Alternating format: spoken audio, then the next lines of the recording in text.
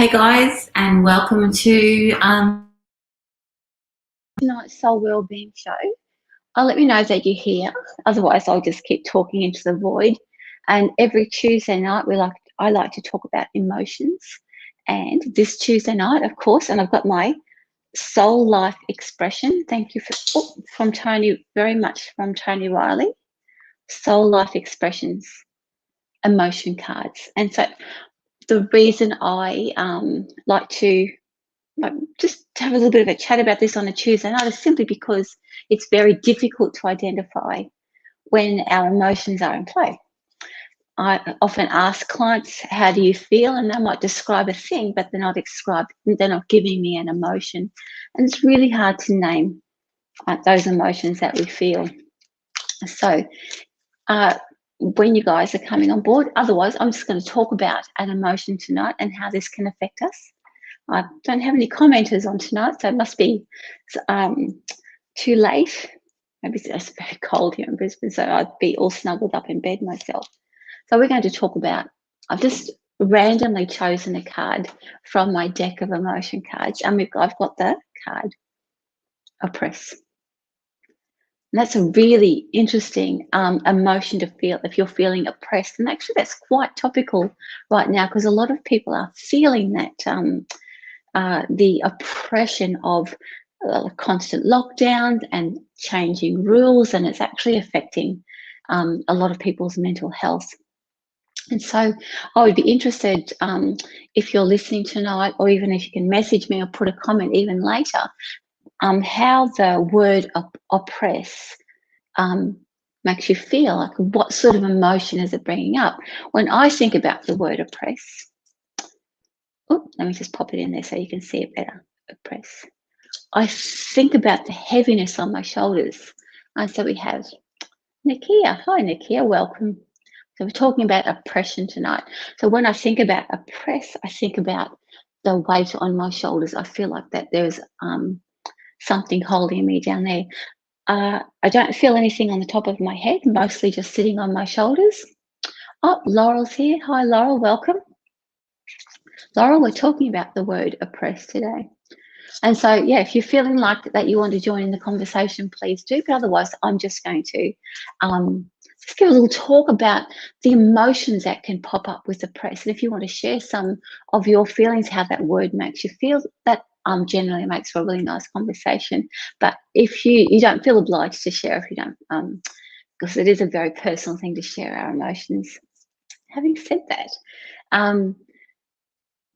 if there's something that comes up for you during this, I can give you a bit of a soul reading. And that's what soul well-being is all about, is that we look at how our emotions are actually affecting our decision-making process, our spiritual journey, but more so, what does it create in the soul? That's where a lot of past life regression therapy works. A lot of the soul life counseling therapy that I do works as well. But I have a special ability, and it's really something that I discovered as we go along, is that I have an ability to be able to connect to the, excuse me, the soul part of you, so that when you tell me what's going on, I can tell whether you're actually connected to those words or whether it's something that you actually feel. So here's Jen. Hi. Hi, Jen. Always affecting our love life. So Nakia, I'll give a quick talk about oppress, and I'll have a look at your emotional self. Now, the word oppress, as I said, sort of generates feelings of, for me, like as I said, heaviness on my shoulders. I feel like I'm being held down, and it's usually a feeling of being held down by something that I can't identify, and it's something that I can't control. If you are being oppressed by something that you can identify, then at least you've got something to work towards, even though that oppression might still be in place and still be working to keep you in that sort of depressed state. You at least have something basically to push back against, and to formulate strategies how to get around that, or how to work with it. But what do you do when you feel oppressed, but there's actually nothing to fight or nothing to push back against or to work through? what do we do when we feel like that? And oftentimes when that happens, feelings of depression will overwhelm us, because it's like we're fighting a losing battle, and we feel overwhelmed, and we feel like we have no agency in our life. Now, that type of oppression does actually happen with people, especially when they've had like a psychic or a spiritual shift. They feel like there are things crowding in on them. Empaths, like if you're empathic and you're feeling all the emotions surrounding you, and that's triggering your own feelings, it can feel very oppressive, and like you want to close in and the world is closing in on you, and you're trying to look for external things that are creating this oppression around you, and you can't fight it. It's just like, it can create either a false enemy or a false someone to blame, or it could also be that we start to inwardly turn in on ourselves. I see that, Nakia. I won't be a moment. So when we, like with oppression, I always feel, as I said, that sense of pushing down. And when it does happen to me, generally, I have a very fortunate life. So I don't have anyone that at them, like I've got rid of all the people that want to oppress me. But it doesn't mean that I don't understand what oppression means. And so to move forward with oppression, if you're feeling like pushed down or overwhelmed by external forces that may be out of your control, whether you can identify them or not, to get back your own control is to go in and look at those feelings that that oppression is actually generating. So you can sort of fight and try and work out what's going on outside of you. But if you can identify the emotions that generate from that oppression, you can actually work through it and get some control back. And Nakia, I will get to your question. Absolutely. And Laurel has actually, I'll have a chat about your comments, and thank you so much. I really want to have a chat, so stay tuned. I just wanted to, just one more thing about oppression is that once we start to identify our actual emotions and lean into them and be okay with how we feel, that sense of oppression actually does start to lift. That lack of control leaves, and we actually have more control. A lot of people run away from their emotions because they feel out of control, but leaning into it actually gives us more control. It's really, it sounds counterintuitive, but it actually works, because it's not so much the emotion, but it's the fear that we're going to lose ourselves that we fight. And that's what we run away from. Now, I want to have a look at your comments. So thank you so much for joining in. So Nakia says, I feel like I self-sabotage my relationship because I get scared of past relationships. Nakia, oftentimes, I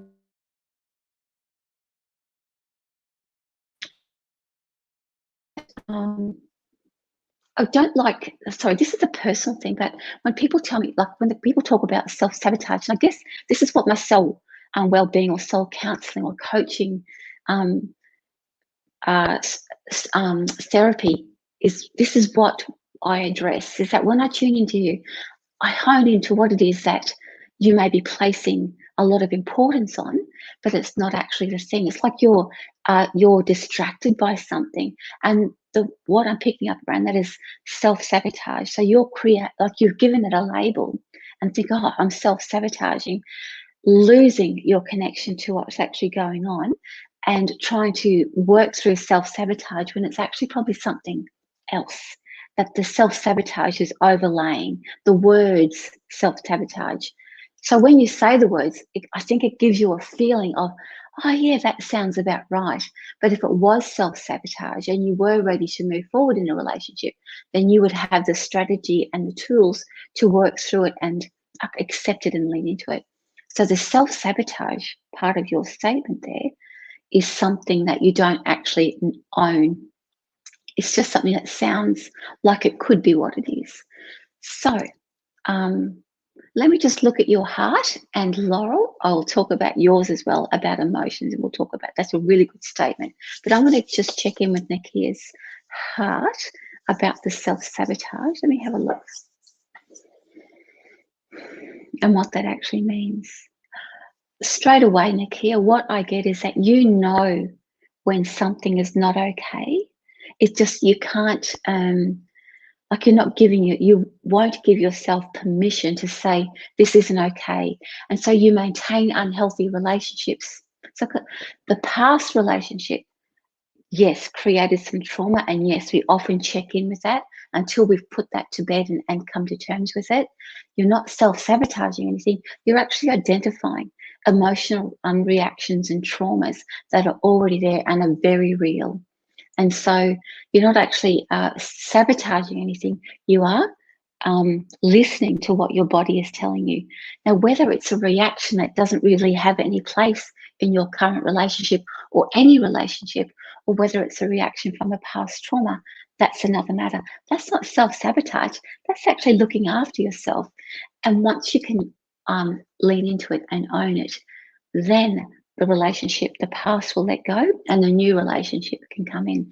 That does require a bit of courage, and that's why working in the type of like working with counselors or working with coaches or counselors like me, you can actually like assist you to identify it and be comfortable with it, work through it, and then all of a sudden it doesn't affect you as much anymore. So thank you. Nakia says that makes so much sense. I'm glad that you're getting that, because that means that it's you're ready to move on from that. So thank you.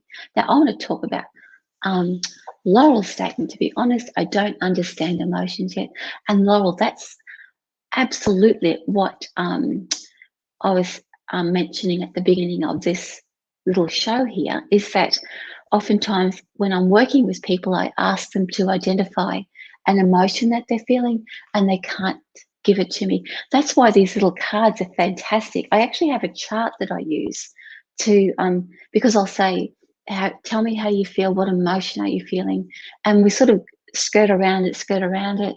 So once I place the chart down and my clients have a look, they'll pick it and then we'll talk about it, and all of a sudden there's a breakthrough. So yes, understanding, but more so owning those emotions and leaning into it just means that we gain that power back that we've been, all the energy that we use to push that uncomfortable feeling down. When we lean into the emotion, we get all of that power back, and we actually can access the strength and the courage that we need to say, you know what, feeling scared, feeling angry, feeling lonely is not that bad. It's actually a whole part of your makeup.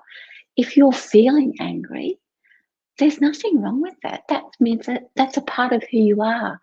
Love that part of who you are, because that's telling you something, that's giving you a message and a signal.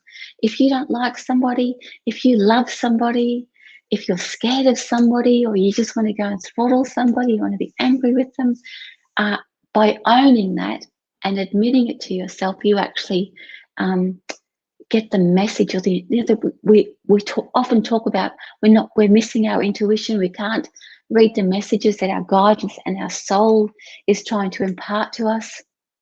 And so once we lean into the emotion and are less fearful of it, the message that's coming up behind it is actually the thing that we've been asking for, or that's trying to get through. So the emotion is like like the signal, the precursor to the message. It's helping us connect with that intuition, or that intuitive part of us. It's like the little signal, like when our phone goes off, the ringtone. It's like the ringtone. It says, oh, something's happening here.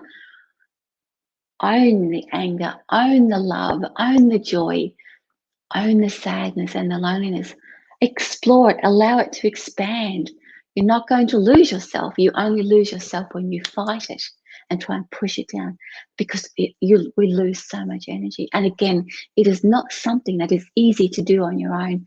That's why I do the work that I do, to work through that with you, to get to the bottom of, or to get to the bottom of where that's coming from, or at least get you comfortable enough to own those emotional states.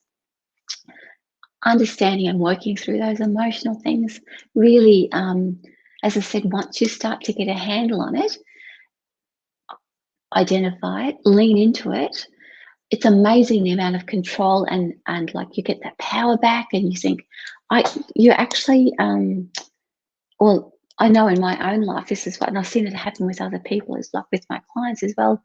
actually feel like we can solve anything, we can move through anything, we can power through whatever it is that's in front of us right now. So, but as I said, it is it can be fearful, and that's my job, is to help you work through that. So thank you. Oh, Gail has just said, just joined. Hi, Gail. And Tatiana says, should I let go of something if I hesitate for too long? I know I could study counselling, but judge myself and hear my relatives laughing at my choice. So for Tatiana, should I let go of something if I hesitate for too long? I was looking at, I'm just going to tune into your heart. Actually, this is something, Tatiana, that we've talked about before in person. I want to go back into your heart and just have a look.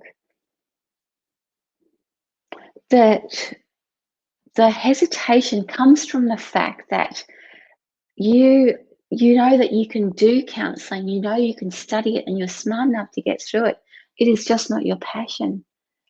It sounds good, and if someone's laughing at you or putting your choice down, if you're following a passion, not so much that you even if you're following a passion and somebody laughs at you, that can actually be quite debilitating. So what you do is that you look at how passionate are you about it? Is this something that really makes you joyful? And so rather than worrying about how people are going to react, before you go even and discussing with people and looking for their reaction,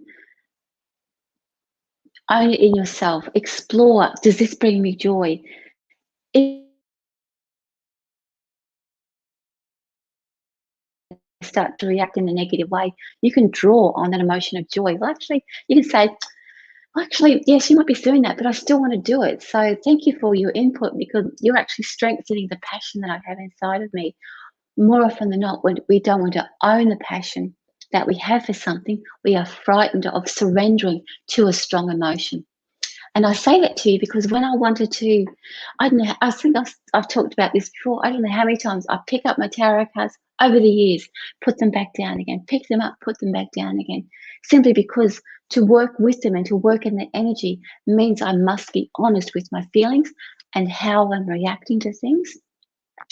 I can't work in this field without owning my emotional state, because otherwise I used to read for 2 weeks and then sob for 2 weeks because I was receiving a healing every time. Once I started to identify and lean into my emotions, I was able to maintain my reading practice and my healing practice without falling into a heap. It was doing that type of work that actually allowed me to explore that side of things. And it was really it was very much a sink or swim thing. If you really are passionate about something and start asking external sources for whether that's a good idea or not, you haven't really explored whether it's something that you would love to do. You might be really good at counselling, but is it something that's coming from your heart? Or counselling might actually lead you to something else. Like you could do your counselling as well as your other work that you do and incorporate your counselling into it. But it's about owning what it is that you love. And I can tell you right now that I had to get sick to be doing this, to be actually doing this full time. It was always going to be my retirement plan. I had been studying and working with the tarot for years. Like I've been doing it since I think 1994. Yeah, 1994. Always reading, always doing healings, but I always had a job as well, a job. But this was, I was only ever going to do this when I was full time, but I kept getting sick, kept getting sick. And then one day I wasn't allowed to work anymore. My doctor said, Vicki, enough's enough. And I thought, well, okay, now it's time to do this. I wasn't not going to work. And the minute I owned this, because it was like mainstream, I can't be a reader. Being a psychic is too weird. People are going to laugh at me. But I was so debilitated with everything that once I leaned into and said, you know what, this is what I do, I actually started to get better. And I thought, I'm not going to give that up anymore because that makes me feel better. I'm not going to worry about mainstream anymore. And I don't recommend getting that sick all the time, but it's been like my barometer. It helps me to stay on that it keeps me well by walking this life, because I'm very stubborn and I will just keep on going. I would have just kept doing a crappy job. Sorry, I was doing a good job, but living a rubbish life. It wasn't really feeding my soul, but I would have just kept going till the end of my days. But it was this that brought me back into my soul and into myself. And it was that I knew that exploring my emotional self and leaning into it was the only thing. And I'm talking literally helped me survive. Literally helped me survive. So anyway, that's an example of what I do. I tune into your heart and I can tell where it is that you're not owning, and how we can help you work through that and own those emotional self, but also to help you feel something as well. Anyway, that's my 15 minutes. It's probably more than 15 minutes. You know, I love to talk. Thank you so much for joining me. Next Tuesday night, we'll be picking and talking about another emotion. We'll get the discussion going and opening up our feelings and being okay with it. And tomorrow is just a pre-recorded meditation chat. Tatiana says, thank you. Mwah. Yes.